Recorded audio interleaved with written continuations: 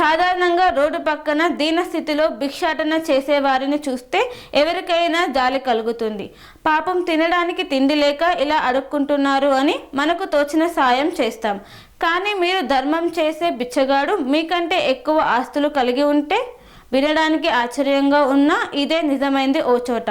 ముఖ్యంగా మధ్యప్రదేశ్లోని ఇండోర్లో వెలుగులోకి వచ్చిన మంగీలాల్ కథ వింటే మీరు కూడా ముక్కున వేలేసుకోవాల్సిందే. ఎందుకు అంటారా? ఈ బిచ్చగాడికి సిటీలో 3 బంగ్లాలతో పాటు 3 ఆటోలు, ఓ కారు, చెప్పలేనంత డబ్బు, బంగారం ఉన్నాయి.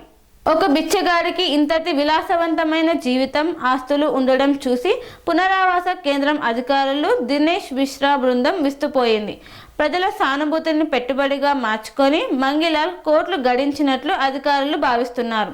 ప్రస్తుతం అతని బ్యాంక్ ఖాతాలను, ఆస్తుల పత్రాలను అధికారులు మరింత లోతుగా దర్యాప్తు చేస్తున్నారు. పుణ్యం వస్తుందనో జాలిపడో మనం ఇచ్చే చిల్లర నాణాలు ఎలా కొండంత ఆస్తిగా మారుతున్నాయో చెప్పడానికి ఈ మంగీలాల్ ఉదంతమే ఒక నిదర్శనం.